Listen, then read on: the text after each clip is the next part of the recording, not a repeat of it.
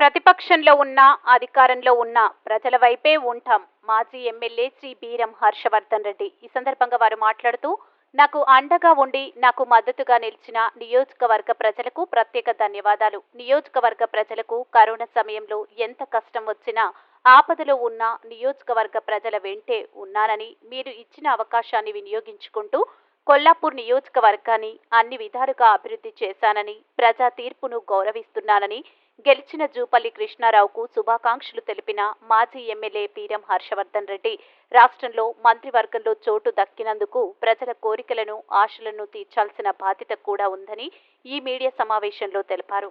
5 సంవత్సరాలు శాసనసభ్యుడిగా పనిచేసే అవకాశం ఇచ్చినటువంటి కొల్లాపూర్ నియోజకవర్గ ప్రజలకు ప్రత్యేకమైన ధన్యవాదాలు, కృతజ్ఞతలు.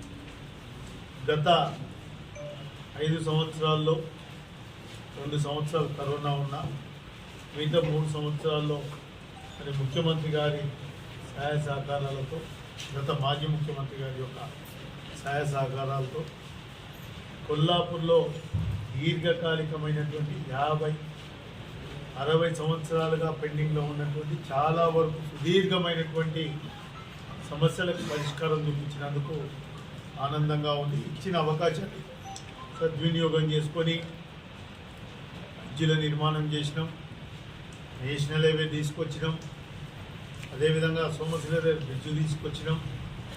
కొల్లాపూర్ యొక్క పట్టణ రూపురేఖలు మార్చడానికి సుమారు 39 నుంచి 40 కోట్ల రూపాయల నిధులు కూడా తీసుకొచ్చినాం. ఎక్కడెక్కడైతే లిఫ్ట్లు అవసరం ఉన్నాయో వాటిని కూడా మంజూరు చేయించడం జరిగింది. మరి కృష్ణారావు గారికి శుభాకాంక్షలు కూడా తెలియజేస్తూ ఉన్నాం. రాష్ట్రంలో మరి మంత్రివర్గంలో వారు కూడా మంత్రివర్గంలో చేరినందుకు, మంత్రివర్గంలో వారు చోటు దక్కినందుకు మరి కొల్లాపూర్ ప్రాంత ప్రజల ఎన్నో కోరికలు, ఆశలు తీర్చాల్సిన బాధ్యత కూడా వారిపై ఉంది.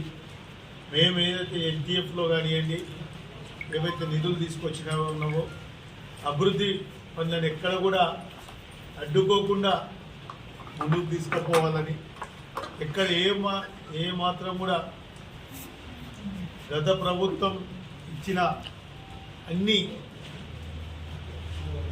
మంజూర్లను టేకప్ చేసి అవన్నీ కొల్లాపూర్కు ప్రాణం లాంటివి.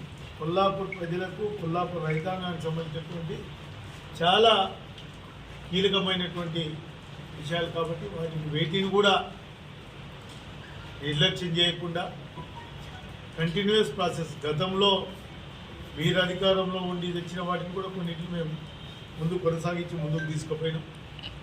మీరు కూడా అదేవిధంగా కొల్లాపూర్ ప్రాంత అభివృద్ధి కోసం, ప్రాంత ప్రజల ఆకాంక్షలకు అనుగుణంగా పనిచేయాలని చెప్పి కోరుతా ఉన్నాం.